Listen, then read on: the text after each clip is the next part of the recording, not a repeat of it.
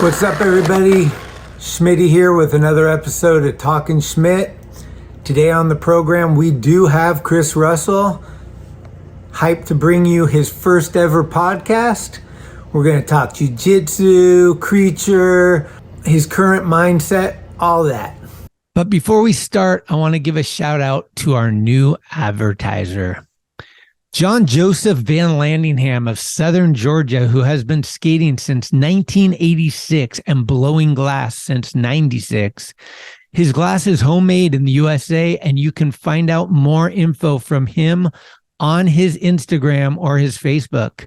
Someday he may even have one of them OG websites to peep.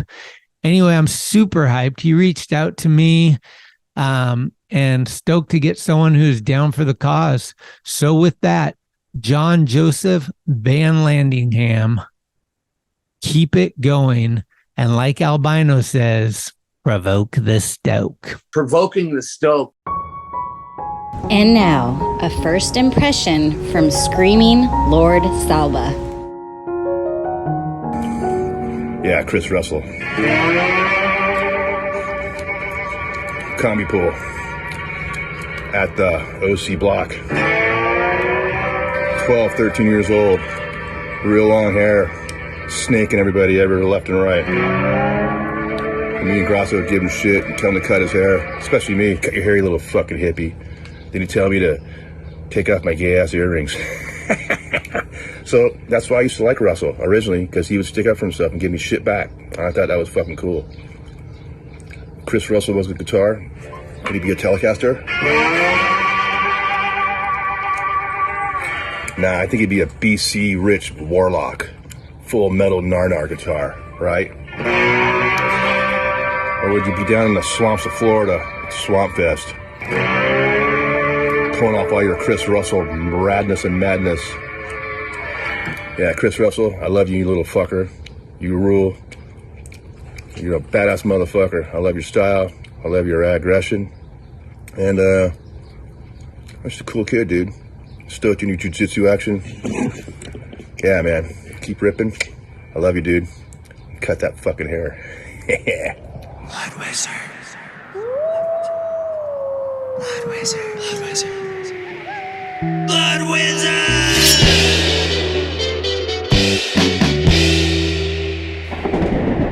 Shop.bloodwizard.com. Tickety-tack. Hey, it's Corey at Blue Plate, 3218 Mission Street. Come see us. Meatloaf, fried chicken, deviled eggs, Dollar Olympia beers. We're here every day of the week. We got a garden, and we got smiles on our faces. Come let us make you happy. Hey. Talkin Schmit. I'm already not watching. It's cool, like tonight is the night. Damn, this is like the coolest thing I'm ever gonna do. I wouldn't say it was fun. What do you mean, bro? Christian Fletcher's younger brother. Fuck the Dodgers. Big Dog's in. What do you think, Doad? John, Schmitty. Talkin Schmit. Alpha macaroni. Most of these guys, their opinion don't matter. Talkin Schmit, right? It's skateboarding. I remember that. Talkin Schmit. What are Yuns doing? Holy shit. Skateboarding homies. No, Schmit, you can't jump in. What is happening? Gregory. Yes, we are. Wi-Fi check 1, Wi-Fi check 2. My next guest is Gunnar, and the G is not silent because nothing this guy does is silent. Everything's loud and fast and fucking gnarly. Guess what? We got Chris Russell today on the program. How are you, Chris? Me too. Woo! We win. What we usually do is we go way back in time and kind of get a little history and then work our way up to the present. You grew up kind of on the beach vibes, right? So skateboarding was kind of like just obvious, or what? Yeah, I mean, we always had a board in the house. So we grew up in Hermosa Beach, and my dad never really or my mom, my family never really pushed it on me too much. But like the boardwalk, like the Strand and the pier, surfing and kind of being in the ocean, like we always kind of pushed around and stuff. And then not until we actually did like our first, let me go back a little bit actually. Skating like a little bit of parks here and there, like just like locally, like little Hermosa Beach skate park. and stuff. It's nothing special. It's like a few like quarter pipes, pyramid, some boxes, but enough to like get me hyped and stuff on skating. And I didn't really know what else was out there until we did our first trip up to like Pacific Northwest, which was like super mind-boggling, like eye-opening for me. That was with the family? That was with the fam. And my uncle always skated, like he skated Del Mar back in the day, and like so he always really loved skating. And I remember like the first park, we went to Arlington Skate Park up in Washington, between all like the camping and everything. And that's I was where like, we met Gravette. That was it. I know, it's so funny because like watching like the first creature, or one of the first creature videos, like that's like also is like, oh, that's the park, like that's the park. And it's really funny, like that's where it all sparked for me. Like it was like, that was like, what, like this is the stuff that's out there to go skate and everything, and like it blew me away. So I like caught the bug from then on, and just like kept bothering my parents to take me to skate parks, and they were ratting up the support and like spend a ton of time, taking me to these places. So with the older influences, were you privy to the mag and the videos and stuff, or did that not come till later?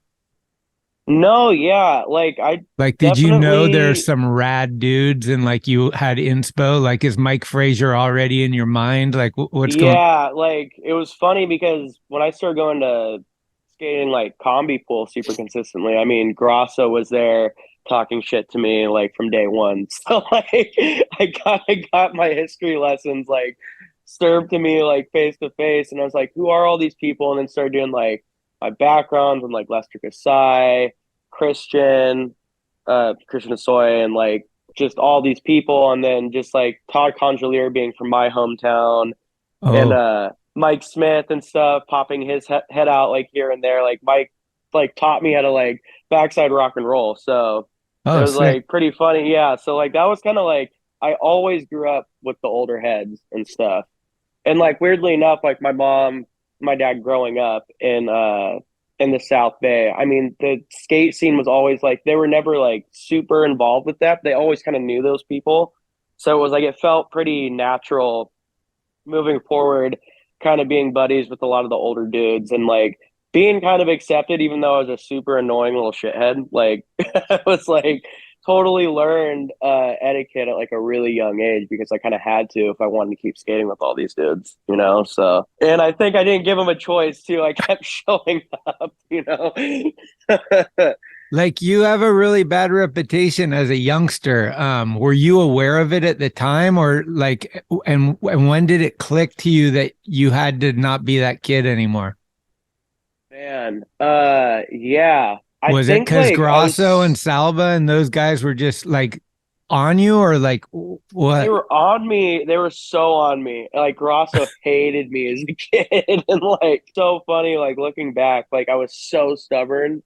And I was like so eager for these dudes to like respect me and stuff. And like, I wanted to just like keep skating, and like in a reluctant way, it probably didn't click quite as like fast as it should have, but I think there was like some times where I'm like, where Hewitt was like kind of laid into me, and like, and I was just like, okay, it started to like click a little bit more as I got older. I think I got, there was a time where I got clotheslined at a skate park by an older dude. I won't name his name, but I won't name any names. I was like a child, and like, those things start to happen like over like a few times, and you're like, okay, maybe I should check myself, but like when you're a little kid, you're like so hyped, and like it's so hard to see past that, and like it's pretty funny, but like it starts to click, and then it was like the nicknames started becoming less abrasive, and I was like, okay, maybe I'm starting getting into clear waters here. So do you ever like think, I was tripping on this because I'm thinking about this today, and I'm like, I wonder did you ever like go up to like a kid like Asher Bradshaw or something and go like, dude, I was there once too. Let me just explain something to you. You don't want to be this kid. No. Dude, like when you see the younger kids acting like that now. A little bit, yeah. Like I think I'm really nice about it, like I'm pretty nice about it. Like obviously, like I think also like maybe because I felt that animosity as a kid, like, and it felt so shitty that like Mm. maybe I just tweaked it a little bit, you know, and like for me, I'm just like I'm a little bit like I'm super upfront about telling people what's up, Hmm. but for the most part, if you talk to people pretty, even kids, like level-headedly and like don't lay them too hard, like they kind of listen. So I don't know, but I never like felt like it was too of my place either. Like there was enough shit talking, obviously. We Hmm. did. Like it wasn't too nice. I think that Asher Bradshaw kid's dad like tried fighting like a few people, you know, from like He got kind of banned from the Combi, from what I hear. yeah. Oh yeah. I That dude love was it, man. I love super, it. it's so funny, man, right? It's so crazy hearing those stories and it's so funny. That like the block has so much history and so much Right. rad skating. Like it like really that place molded me in a lot of ways, you know? Yeah, I was gonna say, is that kind of where you like, if you look back at like all your transition skating, is the Combi like a huge part of that? Is that place where you Yeah. learned a lot of stuff? Yeah, it was purely the combi at first, you know, like I for some reason was really just like attracted to concrete skating. I don't know. Mhm. And like it was so gnarly. Like I remember like I think my first legit concussion, like knocking myself out, was when it was white. And like everybody knows when that thing was like before it got its facelift, like years later when it was white, it was so gnarly and slick, bubbly and everything. I really liked that how savage it felt skating that thing from the very beginning. And then they had the vert ramp there for some years, and it kind of sucks because I feel like just as I was starting to make some leaps vert skating, they took it out. I think when I was like,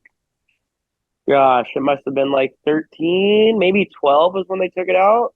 But it Wow. was cool. Like even the vert ramp at Vans had like a rad scene. You know, you'd see Sandro and like Lincoln Ueda blasting on that thing. But sadly, like before, I was always hugging the combi Uh-huh. religiously, and then I would like kind of go over there because it's so much different, you know. Yeah. And I just like as soon as I started kind of like making a little bit of like headwind on that, they took it out and they put a mini ramp in, which was cool. And then they gave the combi a facelift, I think, like 2 years later. Who are the kids like in your age group that like, do you have a crew that you're skating with, or are you more like solitary and you're like meeting up with the older guys, or what's going on?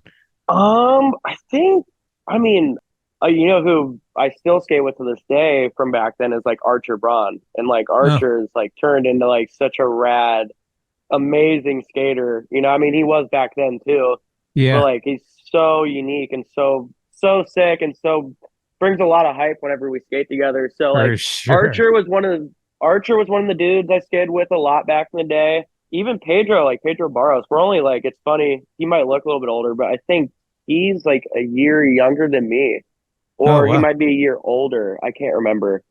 Me and Pedro though, like go way back skating the combi and stuff before he could even like fully speak English. I'm sure I'm forgetting a slurry of people right now, Hmm. but a lot of people like dropped off. You know, like I mean, there's some people got arrested, some people got into pretty heavy drug addictions. You know, like it was a funny time. I mean, it's also that time when you're a kid and like your interest can go so many different ways. For the most part, I mean, there's like a lot of people. Yeah, like Archer. Austin Pointer was a really, really rad skater. He's still a super rad skater and still blast. You know, I That guy remember would always skating with fly. him. Yeah. Always, yeah, super like 10-foot backsiders. Even Kern, I would see Kern around super young fetus. He was always super tiny and like blasting with no pads. Patrick Ryan was also a Vans baby. No, yeah. Yeah, I mean, there's a lot. There's so many people that came through that place, you So know. did you get hooked up with Vans pretty early? I did. I think I always rode Vans forever. I mean, I didn't ride any other shoe. I think like I really started getting shoes when I was like about like 14 or 15. Hmm. And it sucks, you know, all chapters closed. You know, I haven't been riding for Vans probably the last 2 years now. Oh, So yeah. So it's kind of it's a shame because like I mean I love that company through and through, but Yeah, I don't know. Ever since COVID, it kind of all switched up. I feel like they kind of ditched a lot of their transition dudes, and they kind of like flipped a little bit on how they wanted to structure the team, and they stopped the park series. So I was like, sounds like they got rid of like a lot of people over there, like not even just on the skating side, So Yeah, I saw lots of cutbacks. Justin Regan, a bunch of dudes are gone. Yeah, it's crazy, man. So I mean, sucks. That in general, the homies. it sucks. Yeah, dude, it sucks because like I feel like skating's in a really weird place right now, where there's like not a lot of representation like for skaters. Like I feel like it's like weird. Like there's so many rad skaters right now, and like I feel like there's a lot of expectation for people to just kind of like do shit for free and like break their bodies like as hard as they can without like kind of being compensated for, which sucks, but that's a little off topic. But I mean, mad love for Vans. They kept me afloat for a really long time. And the park series were awesome. That was a really cool opportunity to be able to do that for a few years. It'd be cool to see something else pop up, but I feel like that's like always kind of been contests. You get something that's kind of cool, like Coastal Carnage or something, and it's around for a little bit. And then like you don't have contests for like 5 years, like or whatever it is.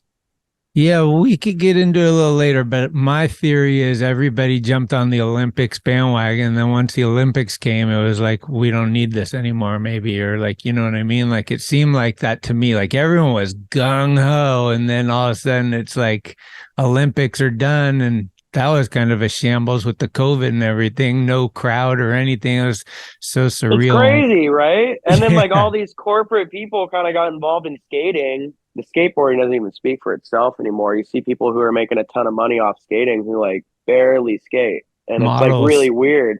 Yeah, and I don't think there's anything wrong with like modeling on the side and stuff and being that, but like it should always be like skate forward first. And then like, if that gets you modeling gigs, cool, but like I think there needs to be like a balance. Like the skating needs to speak for itself, But like you want to be a model, you better rip, like, there's nothing wrong with being pretty and talented on a skateboard, but like it better transcend, I think it's just really, really weird. Like you saw the Olympics dump all this money into skating. It's like goes one way. It's like, oh yeah, cool. Like are actually the people who are contributing to like the progression and like contributing to like the radness of the culture getting paid. And it's like, nah, not really. You're like seeing a bunch of people who kind of half-ass this shit. It's super weird, honestly. It's like I've talked to it with like several people, and it's kind of sad, man. It leaves makes people lose faith, a little bit. Yeah, it's fucked. What was your first invert? I think it was a Good Buddy. Really? I think it was a Good Buddy. Was it which was like Peter Hewitt inspired, or what was the deal? I think it was Rayborn. I saw do it first, and I was like, I'm gonna try that. Oh. I think. You know what? No, I'm lying. The front invert was the first one I learned. Frontside invert? Frontside invert was the first one because of Hewitt and because of Tony T. And where'd you do it? I remember like just like throwing my body, like just like watching like Tony T like parts and stuff, and seeing how he'd like front invert, and watching like Pete do front inverts, and I was like just like hucking it on like a vert ramp and like not even grabbing the coping and like fully falling on my head and stuff. And then I can't even remember the first time I may have done one. May have been at like the Dan's mini ramp or something, like because they had like a cool like 9-foot extension with pool coping. That was like my spot to learn everything. Like I was like, oh, I want to learn something that's a good little. It was like forgiving because it was wood. You didn't slam quite as hard as all birch and stuff. So I think the front invert was the first one, then Good Buddy. Okay. Then I learned how to regular invert. Then I learned how to eggplant, I think. Damn, frontside invert's not the one to learn first. That's hard. It's weird, right? I think but you've got those, so it makes sense. I guess you've been doing them. I think because I was such a frontside air child. So frontside's been kind of more your go-to than backside? Always, yeah. I've always been a frontside dominant skater, yeah. So it's always been easier for me to like huck anything that way, even if it's blind. So how long did you know Darren before he hooks you up with some free stuff and starts flowing you some creature? A long time, like Yeah. a while.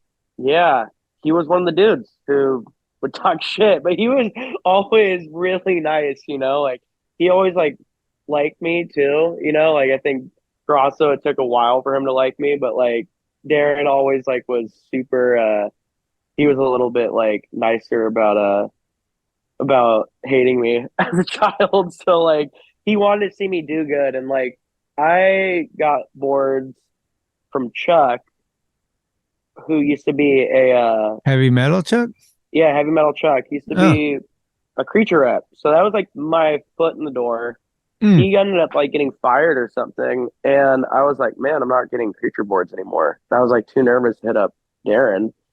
And it's so weird thinking back on this. Like, you don't even think about these stories for so long. But I remember pulling up to Combi one day and I had a black label board. He's like, what are you riding a black label board for? And I'm like, Chuck's gone. Like, I don't know who to talk to. Like, blah, blah. He's like, I'm going to give you boards.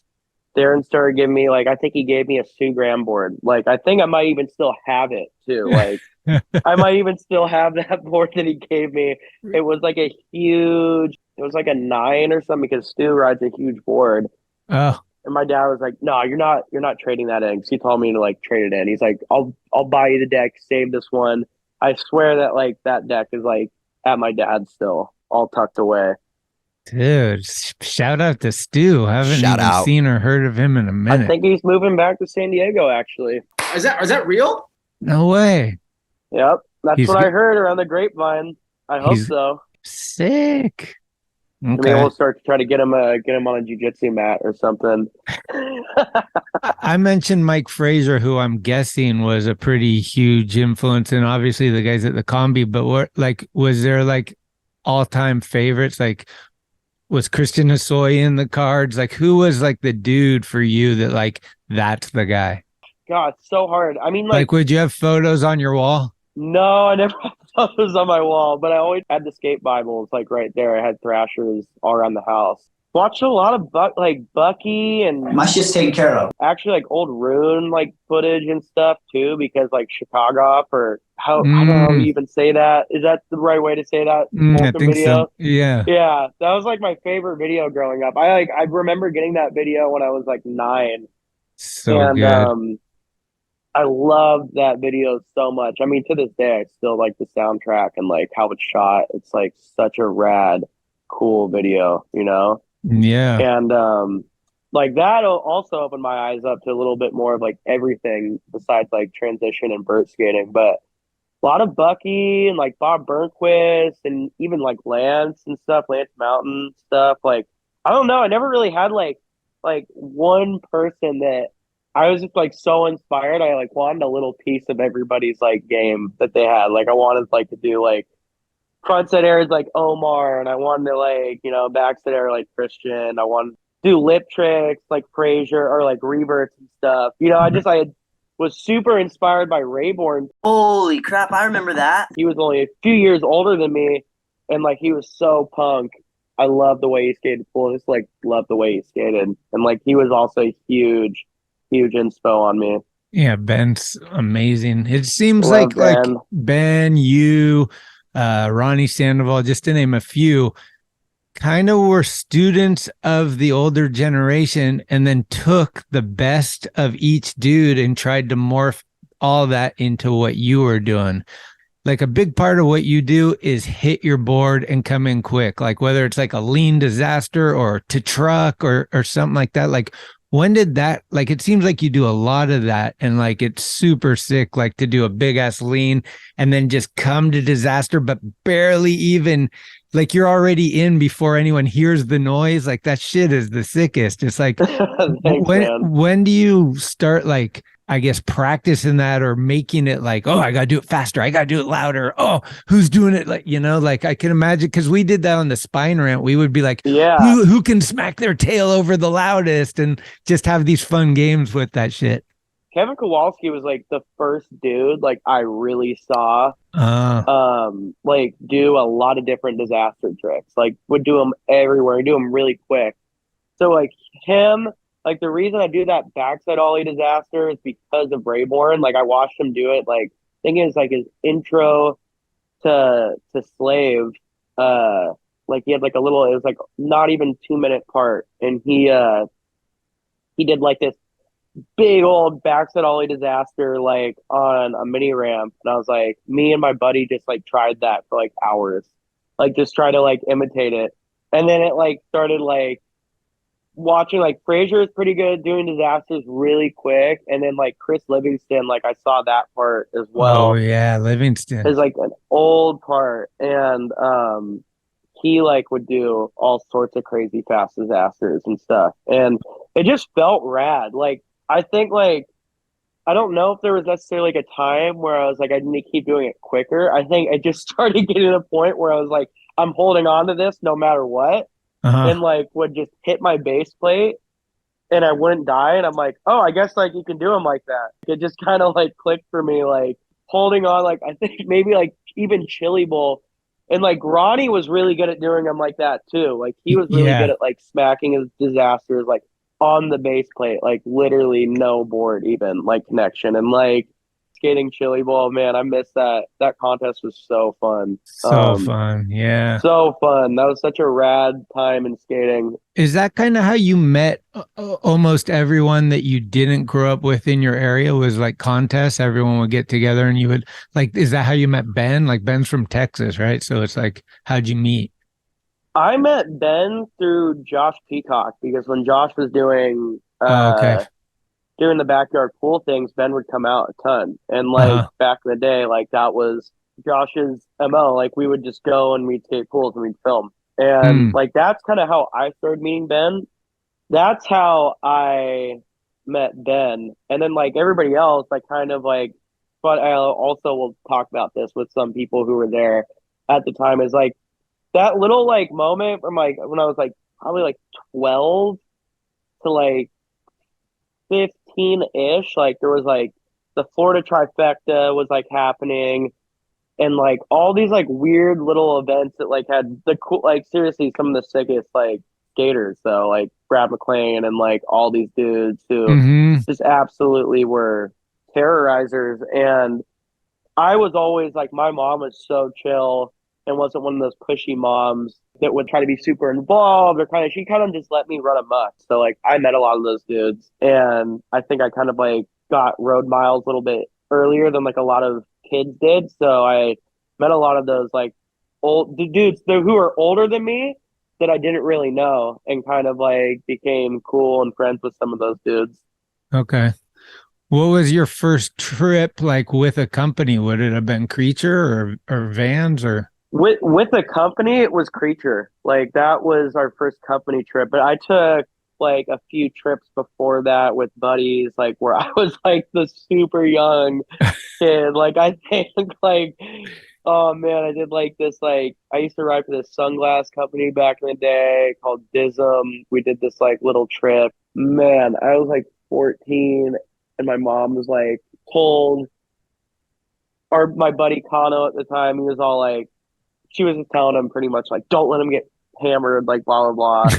Like he could smoke weed, like just don't let him get hammered. He'd be like trying to check me for drinking beers, but like he tried as much as he could. Like I was a little shit, so I was like sneaking beers and stuff. It was just like pretty funny. So there was like that one, and then like we did a master's trip, I think a year after that. I think I might have been 15. I was 15, I think. And that one was like all the way up to Oregon. And that was with a lot of my really good friends down here in San Diego that I've been friends with for almost a decade now. That was like the real taste of being crazy on the road as like a young kid, you know, sneaking into bars, like doing whatever. Yeah. Pretty funny. Where did you guys go on your first Creature trip, and who was it with? First Creature trip was up to Seattle, and I think I might have just gotten my license. I think or maybe it was like within that same year. I may have not even been 16 yet. And it was me, Corey Juno, Jimmy Wilkins, Josh Borden, Willis Kimball, Sam Hitz, Al Partnan, Monk was there. Oh, of course, Darren. And it was like a vert search trip. We skated skated Hubbard's vert ramp at the time, and it was really sick. It was cool. It was super rad, super good time. Pretty mellow. It was like, I think we just did that. I don't know if maybe we went to NorCal after too. I can't really remember. I think we just kind of hugged Seattle though and just skated up there. But it was really sick, and like that was kind of the first like legit trip I did with any company. Yeah. Did you guys camp? No camping, hotels. Oh, nice. Yeah, it was pretty nice. Yeah. Usually when we go up northwest, it's usually camping in Orcas. You know, like you get a little bit of Portland and the hotels, and then you go out into the nature and get the camping. Yeah. And so it's the best of both worlds. It's so sick up there.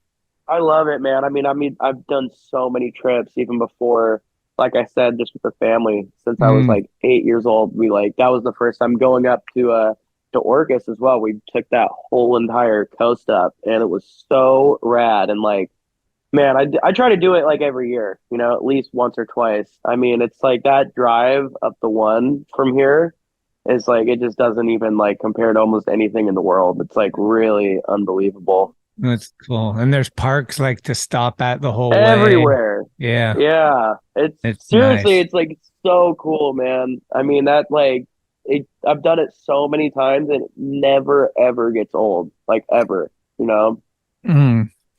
So early on when you're on Creature, are you filming at all for video parts, or are you just kind of like skating and not really doing that as much and doing contests, or like when's your first part?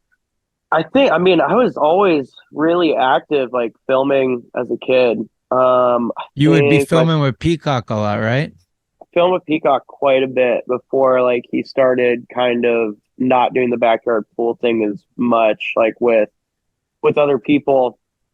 And then like I met Noah, and I kind of was like just filming with anybody, but like kind of would stick with, you know, people I knew that they had good rapport with.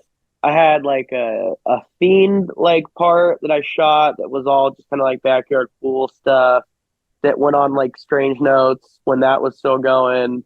And then like oh damn. I swear it was Strange. I swear Strange Notes was still going like during that time. I swear. Yeah. Yeah, like because man, like me and my friends would like be on that shit all the time. We loved it. Were you on Creature for the what's it called? The drive-in theater premiere? What I forget what that might have been. Heshlaw, maybe?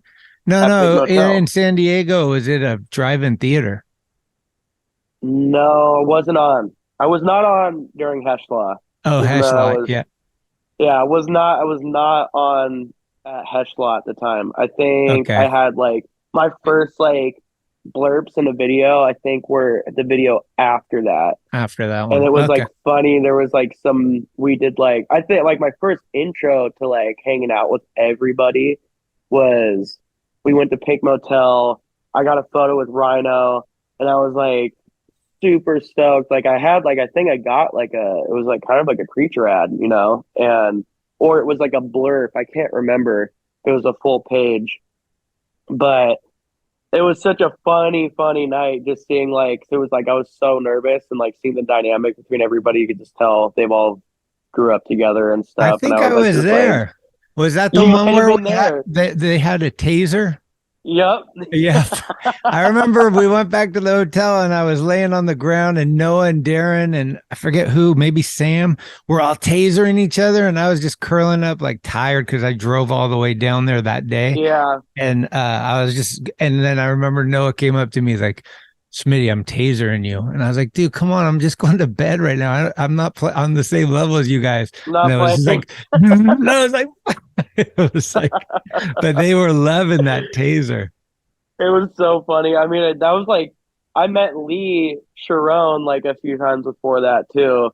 That was like the first time I got to like kick it and stuff. Like, I think my mom drove me to that. And like, it was so funny. Like, or I was like coming down from Oregon and like stopped in, I think, because it was like during the summertime.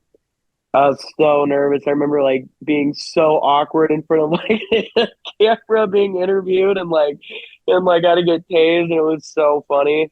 I remember Yeah. like my truck was falling apart that night. And I was like shoving like shrubs in the wheel well so I could like kept skating and stuff. Like it was so like such a funny moment. Being that's like the first time I ever kind of got to hang out with everybody. Did you ever get like a board sports sponsor? Board shorts, I mean, board shorts. Yeah, because you would always skate in board shorts. I was like, dude, and I was like, fuck, they're on Huntington Beach in a bowl. It's like a surf contest. You could have, Vans Hey, could have like. I'm still open to it. If somebody wants to offer it, It never happened. No, it never happened. I think Vans. I was riding for the apparel too at that time. Like I was just like snagging board shorts. Like I run through so many too now because like I don't know, they get ripped in jiu-jitsu and stuff, and like I'm always going through board shorts. So hey, if anybody wants to hook it up, athletic wear board shorts. Well, it's crazy. Like most dudes that are skating like you are skating in knee pads and helmets and stuff, and you're like shirt off and board shorts. It's like, do you slam once in a while and go, fuck, I wish I was wearing pants, or is it you feel it's the same? Oh, well, I don't know. I think when I was a little bit younger and like weighed a little bit less, it didn't affect me quite as much. Honestly, falling in board shorts sucks. Yeah. Even just getting your grip tape touching your leg sucks. It sucks, I'm a little bit more on the wear thick ass pants now, more or less. Unless it gets really hot out and it's like sun and like we're down at like the beach and like we're like in the ocean all day, then yeah, I'll run it. Like I'll go and be like, yeah, fuck it. Like why even switch out my pants? Like just skate. Right. But it hurts, like it doesn't feel good. It's pretty like it's thinner than underwear, You got to be on your shit. Yep. Out of everywhere you've been, what's like your favorite trip? Was like Brazil or Australia or Europe or somewhere in the US? Yeah. I mean, like favorite place probably like is Floripa in Brazil. Like I love going down there, and it's been a few years. Yeah, Pedro's out. I mean, it's just paradise, like so much to skate. Like the vibe is so cool. Like I love Brazil for a lot of reasons, like the culture down there seems like everybody's just really stoked, and if like you're humble, they'll accept you with open arms and like show you the raddest stuff. I think like the raddest trip I probably just went on was like this last summer in Europe, and I was out there for like 2.5 months, and it was so sick. Like just made like a lot of connections to where, going out there now, I feel like it's not as like stressful. You don't always have to find a hotel and like do a lot of couch surfing and be a lot more resourceful, and just like all the dudes, like all the events that lined up like in succession, and like it worked out so perfectly. Like it rarely ever does work out that good. So I just felt like it was like perfect for me to stay out there. Like ripped up my ticket. Like we did a whole creature trip through Portugal and Spain and Sweden at first, and then like we stayed for Copenhagen Open. Then that happened, and then like I went to like Czech after, and then went from Czech to Finland. Then from Finland, like back to Barcelona. It was such a rad, like so many countries, hopped around so much, met so many cool people. Probably could have like filmed a little bit more, but it's like hard when everybody's like so spread out. But yeah, it was a good time. What about, I don't know if it was your first time to Copenhagen, but I think it was the first time that anyone had skated that BMX thing that's indoors, all wooden. Talk about that session, because I remember seeing the footage for the first time and just being like, this is insane. Like, I'm so bummed that place is gone. Dude, it looked so sick. It was so cool. I don't know. Yeah. Like Raven was there and maybe Grayson, and I don't know. There was like it was heated session in a gnarly, like something that like you don't see every day. Like it was like all kinds of weird lines and stuff. Yeah, I mean, it was like a gladiator pit, like straight up. Yeah. It was so gnarly, and like it felt like it was a little bit better for like regular footers in some ways. Like some of the lines lined up a little bit better, but man, it was It was sick, dude. I mean, it was a pretty rad session. Everybody's super sauced up. Of course, it's Copenhagen Open, and like, Oh yeah. it was just super rowdy. But like Grant and Raven Oh yeah. and Grayson and Ronnie and like everybody was skating super hard. And then, like, it's funny because like not this last year, but it might have been 3 years ago already. Like they redid it and it was like way more skater friendly. Oh, okay. And like the second time we skated it was like really, really cool because it was just so set up like so much differently where there was like some stuff that was like in the way. I remember the first time where like you couldn't it was so hard to get over the bank ball, but like Grant of course still did it and everything, and like Raven did too. So it was set up way better this last time. There was like full coping set up and like love seats, and man, it was super rad. It was really unique. I'm really sad to like hear it got like taken away because it was a full like party venue too. Like it was like the bowl was like right here, and then like right over here was a huge venue for like DJs and bands, and, like a huge floor space for parties and stuff. And like, yeah, we didn't know it was the last time we were gonna skate it. Pretty crazy things that will never happen ever again, you know. Oh man, no, you never know. Actually, Copenhagen's like the best though. Like every year they put some twist in there that's just like, man, I thought it was retired, but it just keeps getting better. Like it's like, damn. It's pretty fun, man. It's pretty fun. Yeah, it's a good time. I mean, it's just like such a migration of like skating and like out of that city. Just Copenhagen in general is such a rad city. It's so bike accessible and so like, I don't know. The energy there during the summer is pretty unmatched. What was the deal when you went pro? Was it like you kind of saw it happening, or was it a total surprise? A surprise. My mom like showed. I had no idea my mom was showing up. It was on King the Road actually. Oh, was it in Hawaii? Like, no, it happened here in San Diego. San Diego. Yeah. It was cool, but I was all bummed because I was like, damn it, like I wish like we did it like at a bar or something. Like I was all like, but it was still really cool because like it just kind of got like we did it like in the morning and it kind of got like glazed over the rest of the day, and I was like, fuck. But it was still super sick. Like my mom was crying and shit. I was in tears. What part of King of the Road? Beginning, middle, end, or just? I was towards the end. Yeah. I don't even know, man. I watched that show once and I was like, yep, that's enough. I'm like, I got anxiety. I was like, Jesus, like, it was such a gnarly experience. It was hectic. It was insane. What was more hectic, like doing the book and all that stuff, or dealing with the cameras and like the interviews and all? Both, like, because you have to figure out the cameras had to be set up and everything, and we have to like put things on hold. Like the momentum for like being like hyped up to do something would kind of be like lost especially if it was like something gross or whatever, or like so it was just like sometimes the cameras played a factor. The book was super thick. Like the hours of like waking up and like we're skating all day, like into the night, and then waking up at 7, not eating good, like going straight to Starbucks, like figure it out, like coffee diet, like just it was too much, you know. Were you on the one that they went to Hawaii? Yeah. Do you remember that one where Gravette had to swim with the sharks?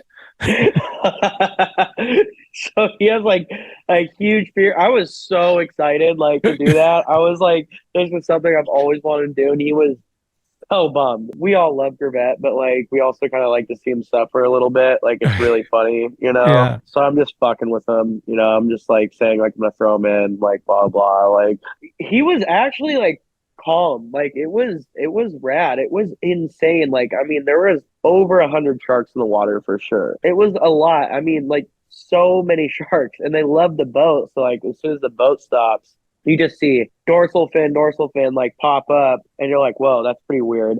And like I think I was like the first person in, like out of like our crew, like to have somebody who's the shark expert, the guys who like always take people out, going first. I went in like right after him, and like you swim like probably like 200-300 yards out away from the boat, and you just see like literally more sharks than you can count just circling the boat, like spiraling down. And then they come out in like pods to kind of check you out. No thanks. And it's like really cool though. It was really cool. He was pretty calm. Like I think he knew he had to be calm or he was putting everybody in jeopardy. I'm surprised they did that. That seemed risky for like Vice and Thrasher even. Yeah, he was crazy too. Is like, I mean, tiger sharks are always out there, and tiger sharks, I mean, you're in a huge group of people and like sharks are genuinely like not gonna try to mess with you.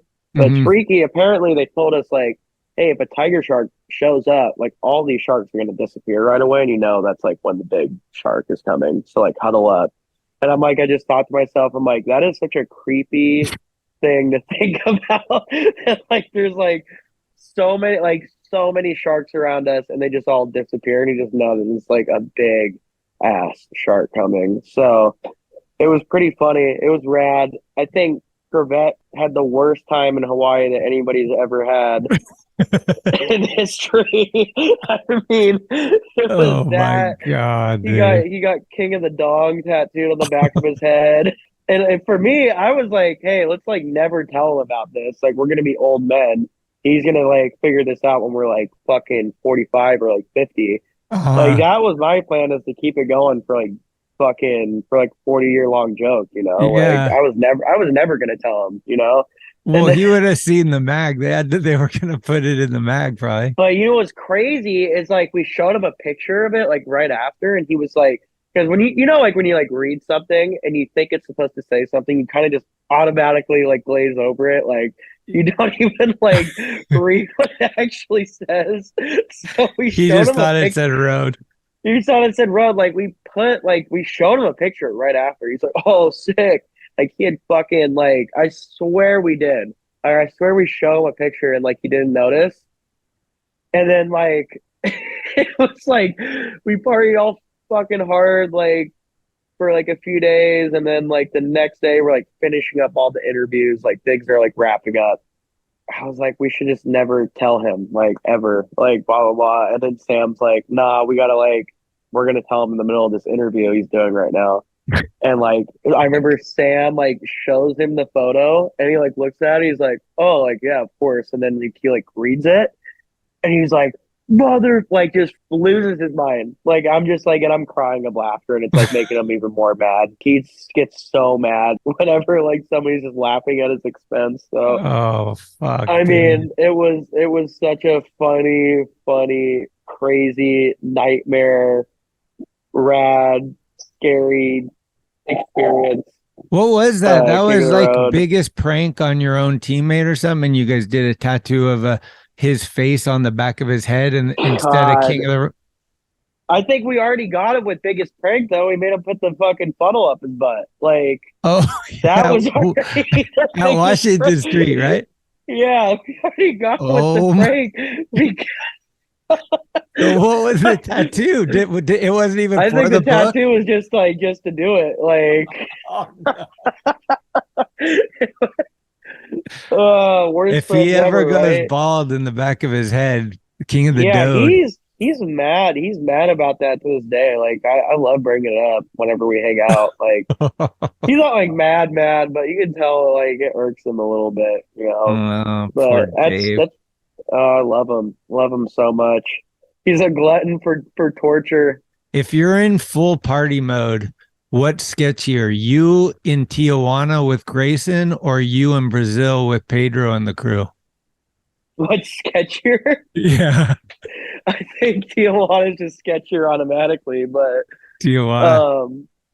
I don't know. Like I haven't done too many TJ missions. Like being in Brazil's, I mean, it's all kind of how you hold yourself together, Like I feel like if you're with like a good crew and like everybody knows how to handle themselves, like I don't think it could get that sketchy, It could get wild, but like everybody's gonna keep a level-ish head, Right now I'm like on a 5-month. It's like pretty much close to 6. No alcohol right now. Let's take a little break. So oh wow, it's good pretty for nice. You. Yeah, dude, doing some different stuff. I got like 7 years right now. There you go. Hell yeah. That's awesome. I'm never going back. Once I stopped having hangovers, I was like, this is so cool. Yeah, I kind of enjoy it. Like for right now, like it wasn't really anything that like made me want to do it. It was just kind of like it felt right. My intuition told me, hey, like let's take a little break from boozing. Let's, especially with this like eye injury and stuff too. Like that happened like a few months into my, I think probably like 4 months into my alcohol sobriety. So it just feels good. I'm just doing other things that kind of like I'm stoked on, and booze doesn't really have any room right now in progressing in those things, including skating. You gotta want it, basically. You know what I mean? Yeah, let's talk about that. Fucking gnarly. It just came out on the website, Swampfest. Yeah, dude. To anyone that hasn't seen it, describe what the hell that is. Oh, man, it's like redneck, lawless mayhem in Florida. Just everybody bringing out their motorized Frankenstein vehicles. Like, is it kind of like Skatopia influenced or something? It kind of feels like that vibe. A little bit. It's definitely. I've never been to Skatopia, so I can't really speak. But it seems like it's like way more kind-hearted from what I know. Okay. I mean, everybody's just there, kind of doing gnarly shit. I mean, it's like, and it's gnarly. Like everything built there is built super. Besides maybe some of like the rails that are welded together, like, but it's just so insane. And everybody's pieced together, right? Everybody's throwing their carcass around. Yeah, you know. Surprisingly, like all the crazy shit I did on my own accord, like, you know, it wasn't even my fault how I got hurt. You know, somebody threw a mortar, and part of that mortar exploded in my eye. Because there's just fireworks being thrown everywhere, you know, like a part of a dude's leg got blown off, like part of his calf. I mean, not part of his leg, but like he had a chunk of flesh missing from his calf where you could see his tendons and everything. Apparently, whoa, people are getting knocked out left and right. Fights are happening. Not as many fights. I didn't really see too many, but like, and people are so boozed out, and also like I think it attracts like everybody who's riding is like pretty on point. I mean, what we do is reckless. I think it attracts like maybe some like attention seeker people, and like those are the people who usually get hurt. Those are the people who are like, hey, look at me.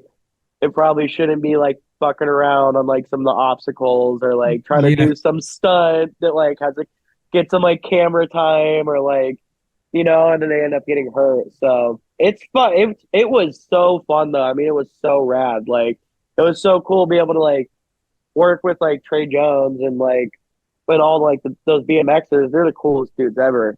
Being able to like ride with those dudes, have them give us like total freedom to like set up whatever too, and like kind of build whatever, like have ideas, and like let us like kind of like spitball stuff, and us letting like kind of just run amok, which was really rad. So it's a cool event.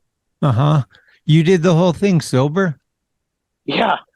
Completely like, sober. Because you were doing like, you were trying, I don't know if you've experienced this in the past before, but it looked like you were learning like BMX and shit in the beginning. Oh, yeah. Like, oh, yeah. I was getting served. I can never you were getting BMX served, kind of, right? I was just looking at it, especially since I'm sober. Like, I feel like I'm more risky in taking like and wanting to try new things and stuff. Really? Okay. Yeah, I would think it would be the liquid courage. Like, are you the one that dove off the top of the cap? Yeah, I like stuff like that's thing. Like, oh yeah, 12-pack for sure. Like, you know. No, yeah, I don't know. It's like I look back on it, even as like a little kid. Like before I drank alcohol as a kid, I was insane. Like I did shit like that all the time, and like that was just like what I loved to do. And like I feel like maybe even taking alcohol out of the equation of like my life is like kind of made me a little bit more fearless, weirdly to say. It's made me a little bit more like eccentric in the fact of like wanting to try new things, you know, less egocentric, and like kind of just like willing to suck at things and eat shit and like be, I don't know, like even on my skateboard, like just learning curves in general. It's, but yeah, no, not one sip of alcohol there at all. Yeah. So did you miss the last day? Yeah, no, I was done. I mean, I got rushed to trauma like right away. I took that firework in the eye and it like dropped me to my knees. And like when you break something or like something really bad happens to you, you get that pit in your stomach and you get nauseous and you get all this adrenaline. And that's exactly what happened. And like I opened my eye and it was black. I'm like, my eye's gone or my retina's detached or like something. Like this is like, I need to go. And the medical dude came over and like 4 or 5 people all gasped and they're like, you need to go to the hospital now. That was it. And I pretty much went emergency room. They rushed me to trauma unit Orlando. It's swamped. It's a nightmare. And it took them hours to like get a specialist. You know, spend the whole night in there and like pretty much had to discharge myself in the morning because I was like, hey, I'm gonna miss my flight. Rip the IV out, pretty much told him sayonara and No like shit. fucking walked out of the hospital. Yeah, it was crazy, and that place is so big.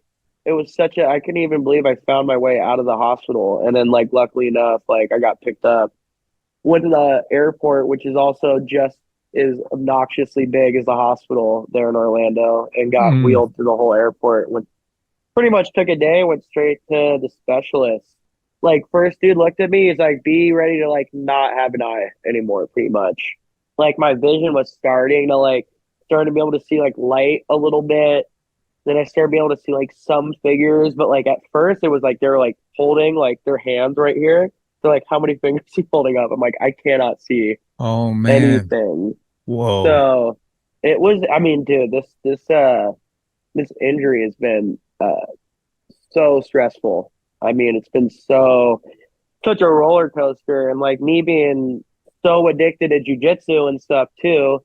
Like I started training like almost right away again. My fucking eyes swollen shut, my face all swollen. Are you out of your like mind? just drilling, really light stuff, and then like about like a month and a half into it, I got poked in the eye all bad, in the same eye, and it like added on all these like other problems. Like that's why I'm getting extra surgery and I have glaucoma in my eye.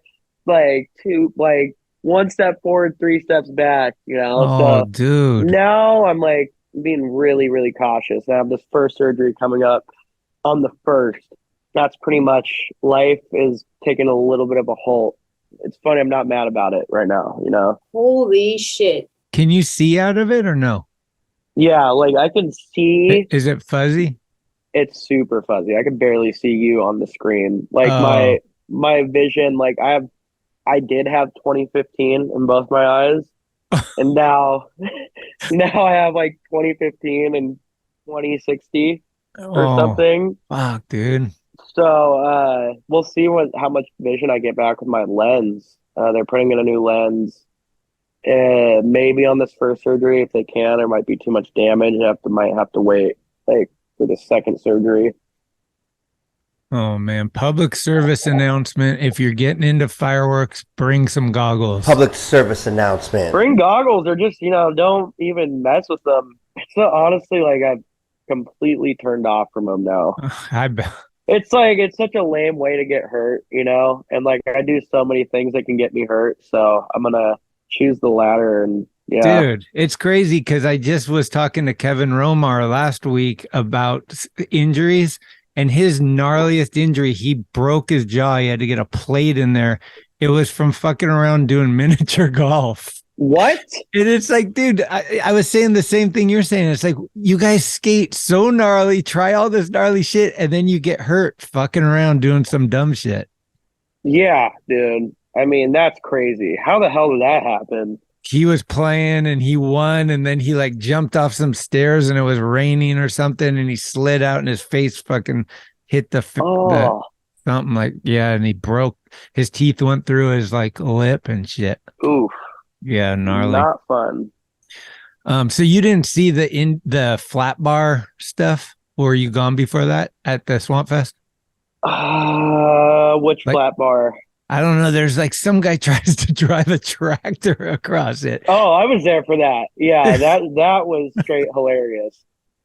The dude, the little malnourished redneck, like getting on the tractor, like this malnourished like little teen on a tractor. He's like super serious about like nobody else thought it was as funny as I was crying of laughter. I thought it was so funny. I hope Gregson makes an edit of just the fucking wipeouts. Like it would be insane.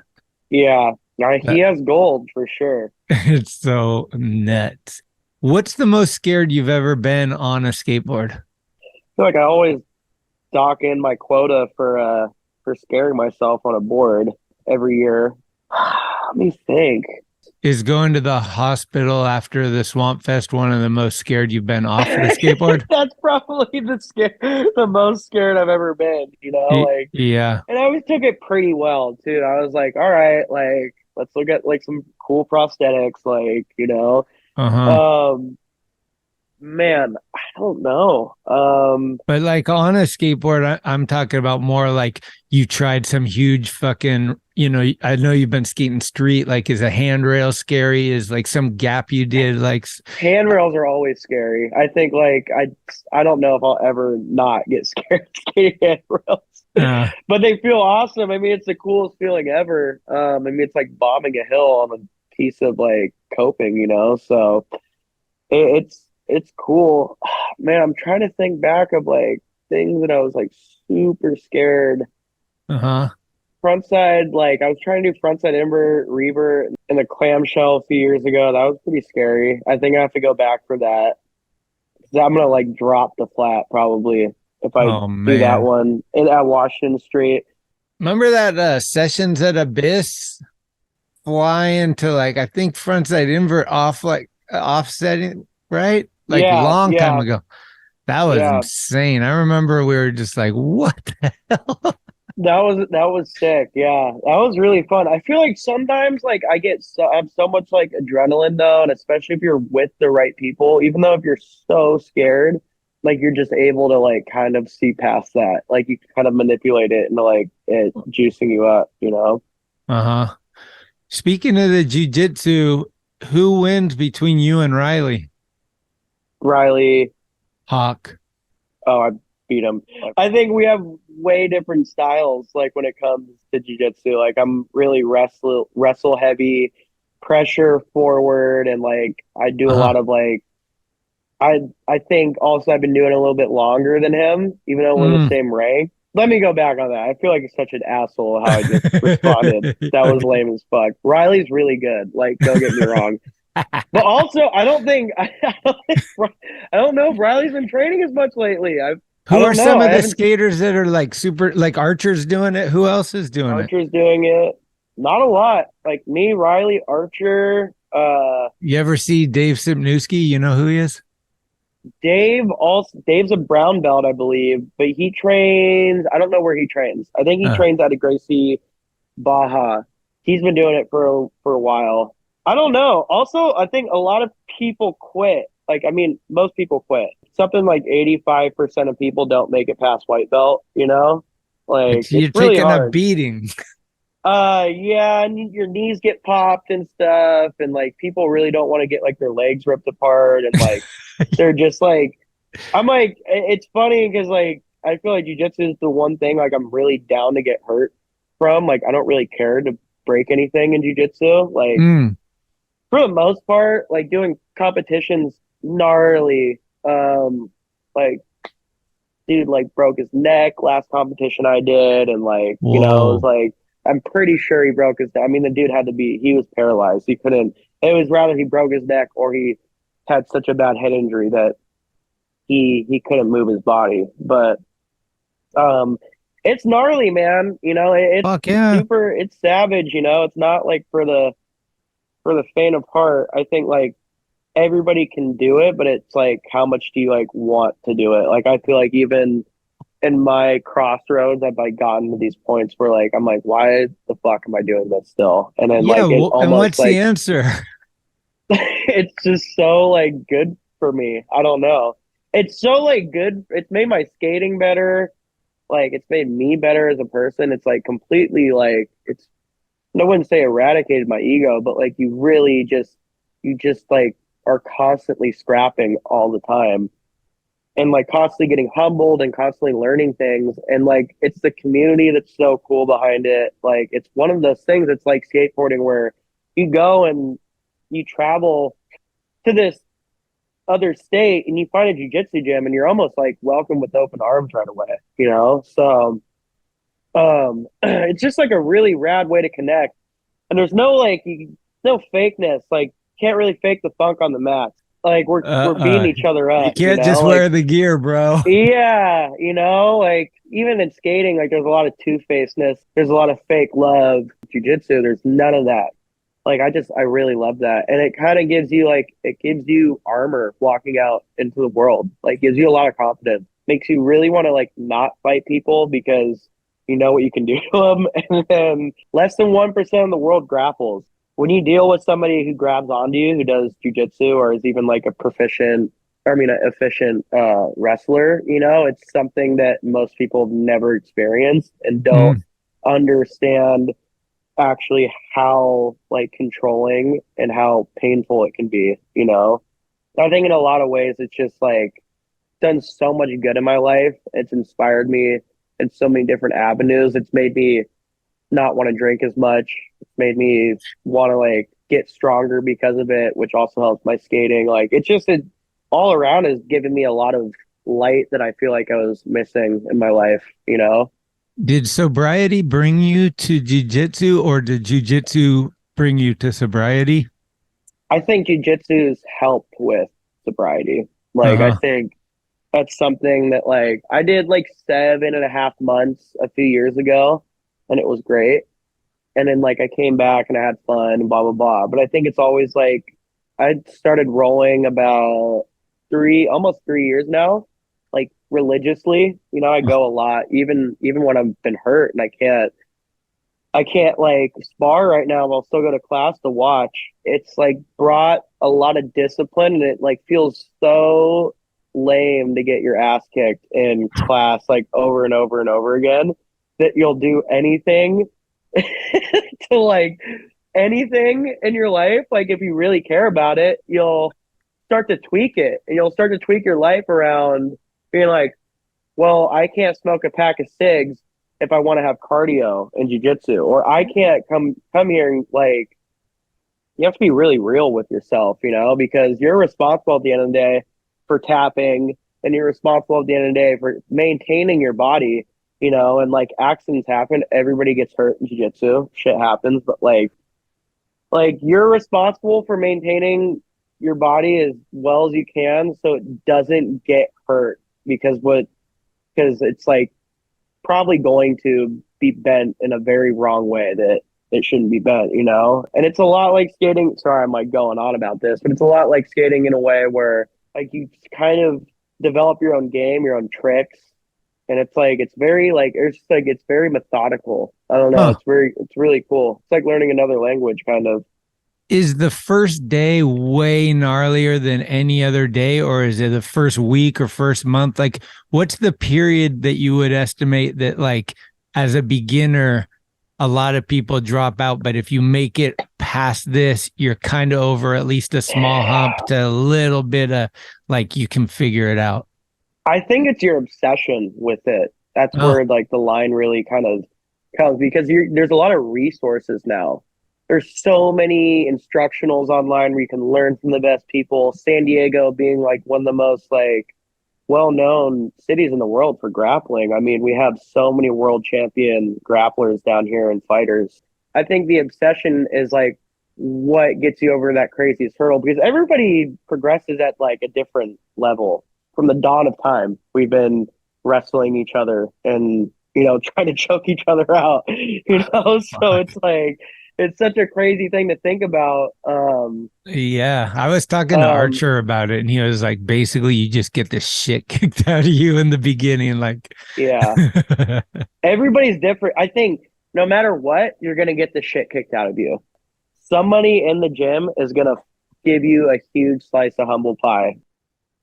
Interesting. Yeah, it's really not my world. So I'm always kind of curious to like hear, like, because I do feel that it definitely seems to have like an addictive personality for the people. Like you said, like you're going there all the time, even when you're hurt. Like it's like this obsessive thing. And it's interesting. Like Riley seemed like when I was talking to him, same thing where it's like, just really want to get in there every morning and do this thing. And maybe it's for people that have so much inner energy and they're trying to get some of it out of them to like kind of just calm a little bit too, right? Yeah, I'm a maniac. Like I literally can't sit still. I can't even do as much jiu-jitsu, but I've been like doing some rock climbing and like a ton of calisthenics the last like few weeks because I can't lift super heavy right now either.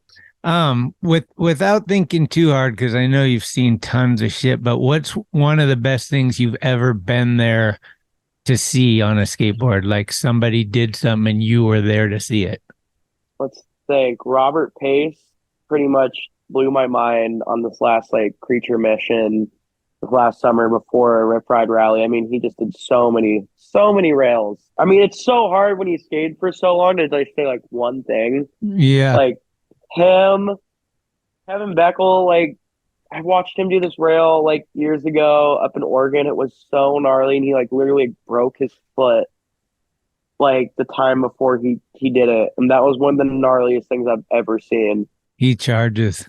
Oh, he's so gnarly. What else? Man, Trey Wood did a nose blunt slide. Like probably the gnarliest padless nose blunt slide I've ever seen in my life. 2 years ago. At a Mammoth Park, and he went from low to high on the light, like onto the cinder block wall, and he like nose blunt slided the entire thing almost. Like, and that thing is so big. It's like a 14-foot flat wall with like full coping. That was probably honestly like one of the most impressive things I have ever seen. He's going pretty fast too. Every time I skate with Tom Shar, like. Or I skate with Alex Perlson, or I skate with Jimmy. Like my mind is like melted. Yeah. I'm so blessed to be able to like skate with those dudes, and like they like I'm able to kind of squeeze in on some of their vert sessions sometimes because it's so cool to watch. Is anyone better than Jimmy Wilkins on a vert ramp? I don't know. I don't know. Probably not. I don't think if like so. One day I could do like a quarter of his warm up run he does. Like, if I could just do his backside ollie, I'd retire. I'd be like, I'd just do that all day. He just flies like so. Oh man, I love watching Jimmy skate. Unbelievable. He's a pleasure to watch skate. What happened with him? Why is he no longer with the Creech? Oh man, that bums me out so much. You know, like I feel like Creech really dropped the ball on making him feel like part of the team, you know. I don't want to like jab too much, but like, what the fuck? We couldn't keep like one of the best vert skaters and like the best vert skater in the world on our team because he felt like he wasn't like, I'm sure he got like a pretty awesome deal riding for real. Correct. It's real. He rides for real now, right? Mm-hmm. But I think at the end of the day, like he didn't get put on enough trips. And I'm like, why aren't we putting this dude on every trip? It's a huge debate. Like I could go into it. Yeah, it sucks. Like I wish he was on the team still. And I think people over on the side of the corporate side really dropped the fucking ball on that one. And like hard because we should have had that dude. That dude should have been feeling like fam. Is Alicia still getting boards? No. She's not there no more too? I don't think so either. Huh. And Corey too, right? Yeah, Corey started riding for Flip, but I think that was kind of on his own accord, Like I think it seemed like he's in a better headspace because he has his like own nest egg now. Like he kind of can thrive over there, I just saw him at Phoenix Am and he was in the Phoenix Am contest. I was like, for some reason I thought he was pro. Yeah, probably because he never had a board for us. He's one of the best. He's super good, man. Got a mean frontside flip. Well, what's the deal? What sparked? I know you've kind of like in past interviews, you've even said like you're pretty scared of handrails and shit, but then there was an edit, maybe it was the Rip Ride Rally and you're jumping down stairs and maybe 50 to handrail or board sled or something. I'm like, what's going on? And then Rhino's like, dude, Russell's been hitting the streets. I'm like, wait, street muscle? Tell me about this. Pretty good kinker on that trip. Like it was like a big 3 flat 10 or something, and then like I did like a line. Me and Winky skated these white rails in North Carolina and stuff too. I just been trying to skate more street, man. I'm just like trying to be a more well-rounded skater, you know. Just skate. Like that's pretty much it. Like just being more connected on my board. I just feel like that's a good way to like do it. And like I like the feeling of skating rails is so awesome. It's fucking terrifying, but it's very rewarding. Are you a stair counter? Do you have like, okay, I can do 10, but I ain't doing 11 or something like that? Like no, not really. It's kind of like feeling, you know. You just look at it. I haven't skated that many things out in the field though. Like I mostly will skate rails at parks and stuff. Like okay, I don't have like a huge bag of tricks down rails either. I just kind of, you know, what have you got? 5.0 pretty decently. 5.0. I get front 5.0 and back 5.0 pretty good down rails, which is weird. Like that's probably the more comfy tricks I got. Like 50ing and Smith grinds and lip slides are pretty all right, you know, and like I don't know. I'm so fresh and I need so much work in that aspect of just like keep doing it, you know? So it's just it's a full work in progress. Do you think that jiu-jitsu has done anything to influence that? Like I think so. I think jiu-jitsu is so fucking hard that it's like, okay, if I can like learn this completely new thing and like be pretty dangerous at it and like be decent at it, you know, like I think I can probably skate a handrail, you know, like I already know how to skate, so just a little bit of like repetition goes a long way. Well, what besides your eye surgery and stuff, is there anything you're working towards this year as far as goals or any like trying to make a video or doing any interviews or anything? Like shooting photos for the mag or going on any trips? Man, I really like I know Burnett wanted to get me involved in like some stuff this year. It wasn't like for sure. Like I knew there was going to be a Thrasher vacation somewhere and like back I think that's Canada. Yeah, some other events. So, you know, maybe if my eyes heal, but I think by the time July rolls around with my second surgery, I need 2 weeks for. Oh, you have to have 2 for resting. I have to have 2, maybe even 3. So. Oh wow. Yeah, I mean, honestly, this whole year seems like hopefully it's not too washed out. We'll see. I'm not really stressing on it. I'm sitting on some footage right now. This year I was like planning on putting out multiple parts, like trying to do like 2, maybe 3. 4 would be very ambitious, but like who knows? Like I was sitting on a good amount of footage and I filmed a good amount coming into this year, and then this kind of like completely pumped the brakes on everything. You know, I had like a whole plan drawn out of where I wanted to go and film and where I wanted to go and take trips to, and like it's pretty much put the kibosh like on a majority of those things. Like no Copenhagen this year. Who knows about any of these other events coming up too?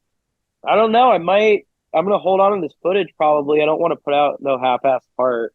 I'm like working on an OJ thing and just kind of collecting photos and seeing like, you know, maybe an interview happens, maybe not. Like honestly, like next few years, I'm gonna skate as hard as I can and put out as much stuff as I can. And it's like if people want to use it, they want to use it, and if not, then whatever. I'm just gonna kind of do it for myself, but like have goals in mind and just kind of try to push myself a little bit, but stay active and try to stay humble. And that's it. Yeah. I hear Foy's about to be a father. Yep. Damn. I'm really stoked for him. It's Rad. so cool.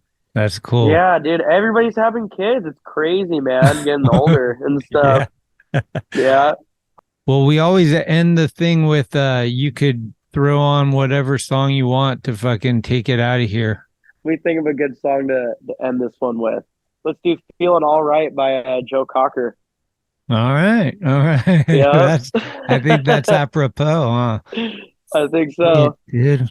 Well, good catching up, man. I haven't seen you in a minute, and seriously, good luck with all the surgeries and stuff. And I think you're appreciate it. mentally in the right place. So I think, when you're ready, you have the ability to bounce back. It's and the determination and all that. So I wouldn't even be worried about that. I'd just be worried more about the process of getting to that point for you.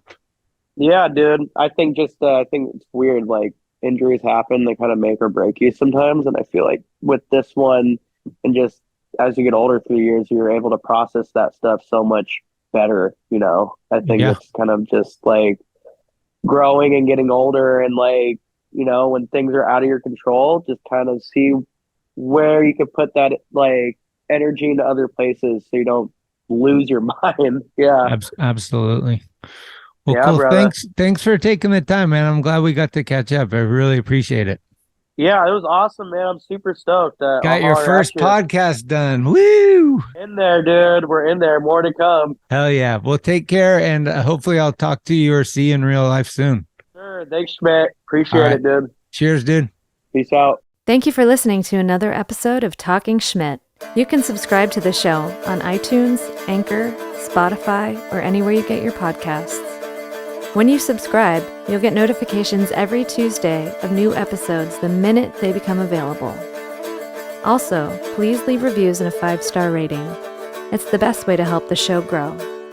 All of the episodes will always remain free, but if you would like to help support the show, you can do so at talkingschmit.com, where you can pick up some merchandise like t-shirts, beanies, hats, and stickers. The website has an entire archive of all of the episodes, with extra photos and videos. Email us with any suggestions, comments, or ways that the show may have improved your life at talkingschmit@gmail.com. All interviews are conducted, edited, and produced by Schmitty. The intro music is Mary's Cross by the band Nature. A very special shout out goes to the executive director, Sharal Camisa. Shout out. Love it! This is Talking Schmit, where the Rolodex is deep, but the conversation is deeper. Keep the wheels greased.